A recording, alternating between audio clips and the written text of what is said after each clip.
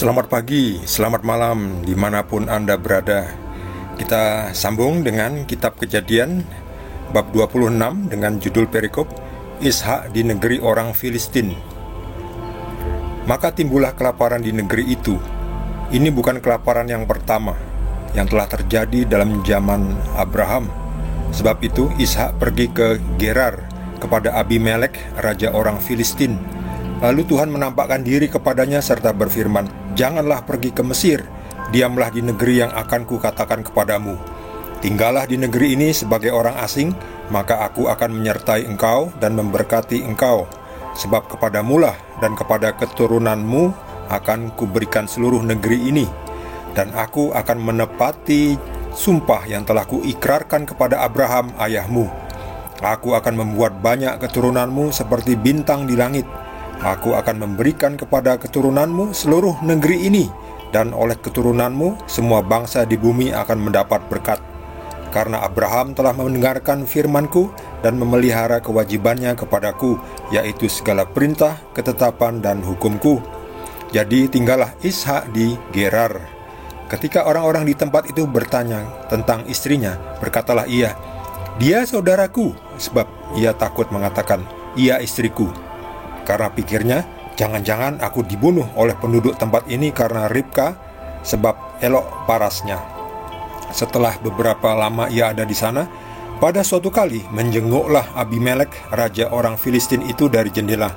Maka dilihatnya Ishak sedang bercumbu-cumbuan dengan Ribka, istrinya. Lalu Abimelek memanggil Ishak dan berkata, "Sesungguhnya dia istrimu. Masakan engkau berkata, 'Dia saudaraku'?" Jawab Ishak kepadanya, "Karena pikirku, jangan-jangan aku mati karena dia." Tetapi Abimelek berkata, "Apakah juga yang telah kau perbuat ini terhadap kami? Mudah sekali terjadi salah seorang dari bangsa ini tidur dengan istrimu, sehingga dengan demikian engkau mendatangkan kesalahan atas kami." Lalu Abimelek memberi perintah kepada seluruh bangsa itu, "Siapa yang mengganggu orang ini atau istrinya, pastilah ia akan dihukum mati." Maka menaburlah Ishak di tanah itu, dan dalam tahun itu juga ia mendapat hasil 100 kali lipat, sebab ia diberkati Tuhan. Dan orang itu menjadi kaya, bahkan kian lama kian kaya, sehingga ia menjadi sangat kaya. Ia mempunyai kumpulan kambing domba dan lembu sapi serta banyak anak buah, sehingga orang Filistin itu cemburu kepadanya. Segala sumur yang digali dalam zaman Abraham ayahnya oleh hamba-hamba ayahnya itu telah ditutup oleh orang Filistin dan ditimbun dengan tanah. Lalu kata Abimelek kepada Ishak, "Pergilah dari tengah-tengah kami, sebab engkau telah menjadi jauh lebih berkuasa daripada kami." Jadi pergilah Ishak dari situ, dan berkemahlah ia di lembah Gerar, dan ia menetap di situ. Demikianlah sabda Tuhan. Ishak mengalami kelaparan di negeri itu, di negeri tempat Ishak tinggal, kelaparan. Dan ini bukan kali itu pertama yang terjadi, tetapi sudah terjadi sebelumnya di zaman Abraham. Lalu ini terjadi lagi. Jadi zaman waktu itu sudah ada kelaparan, sudah ada kekeringan. Zaman Abraham itu sudah beribu-ribu tahun lalu. Sekarang orang heboh tentang climate change, tentang perubahan iklim, tentang kekeringan, kelaparan, dan sebagainya. Akhirnya mereka berlomba-lomba membuat program, malah akhirnya menghambur-hamburkan uang. Padahal soal kekeringan itu sudah ada sejak zaman dulu. Yang penting kita hidup yang bertanggung jawab. Kalau tidak perlu menebang pohon, ya tidak perlu menebang pohon. Jangan menebang pohon, sehingga tidak perlu ada banjir. Tapi kita tidak perlu terlalu khawatir tentang climate change, karena zaman Ishak itu juga sudah ada namanya kekeringan dan kelaparan. Ishak lalu pergi ke tetangganya, ke wilayah tetangganya, tidak terlalu jauh juga. Dia tinggal di wilayah orang Filistin yang memiliki raja namanya Abimelek. Ini dia Abimelek. Lalu Ishak juga berencana sebetulnya mau mengungsi ke Mesir seperti halnya Abraham waktu itu. Tetapi Tuhan menampakkan diri dan berkata kepada Ishak, "Janganlah pergi ke Mesir. Diamlah di negeri yang akan kukatakan kepadamu." Aku akan memberkati engkau. Lalu Ishak diberkati Tuhan.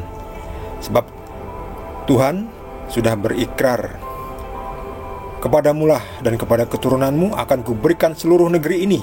Negeri apa itu? Yaitu negeri Kanaan ini. Jadi Ishak itu ada di sini nih, sekitar sini ya, di Beersheba. Ya, seberangnya, dekatnya dengan Mesir. Nah ini ya, ini Laut Mati. Di sini dia. Ini Beersheba, ya di sekitar sini ini. Lalu pergi ke Gerar. Ini Gerar di sini. Di sebelah selatannya ini Mesir. Kepadamulah akan dijanjikan seluruh negeri ini menjadi miliknya keturunannya Ishak. Ini dia. Kepadamulah dan kepada keturunanmu akan kuberikan seluruh negeri ini. Jadi seluruh tanah Kanaan itu akan diberikan memang kepada Abraham, Ishak, dan Israel, keturunannya Abraham. Aku akan menepati sumpah yang telah kuikrarkan kepada Abraham ayahmu. Jadi itu memang sudah diikrarkan Tuhan.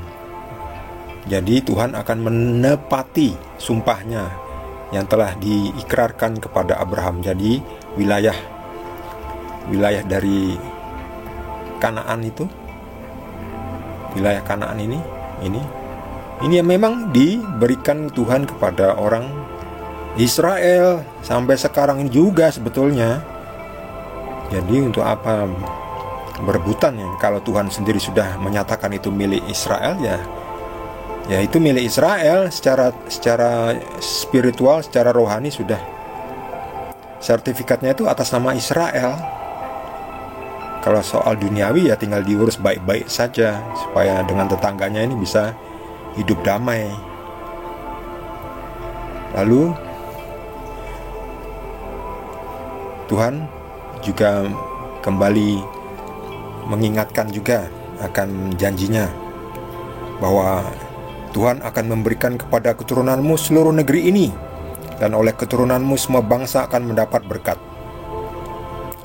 Karena Abraham telah mendengarkan firman Tuhan, memelihara kewajibannya, yaitu mentaati semua perintah, ketetapan, dan hukum Tuhan.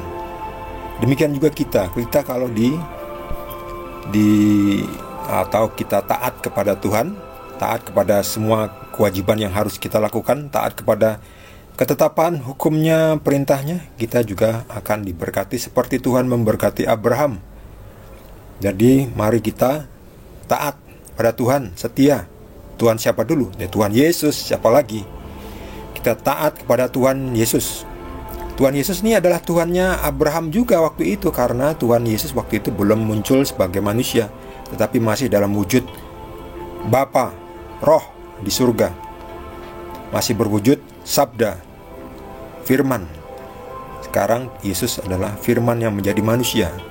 Jadi kalau kita taat sama seperti Abraham taat kepada Tuhan, kita taat kepada Tuhan Yesus, kita juga akan diberkati. Yakinlah itu. Lalu Ishak tinggal di Gerar.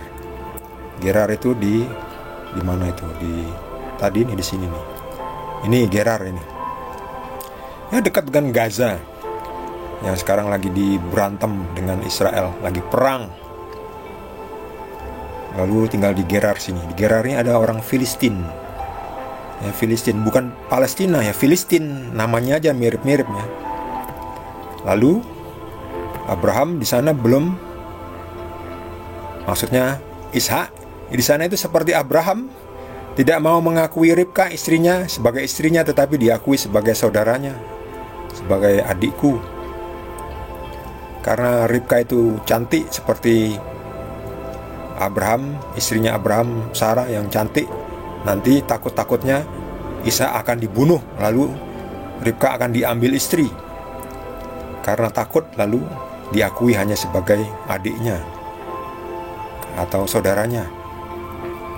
Tapi ternyata ketahuan ketika diam-diam si Ishak dan Ribka sedang berdua-duaan.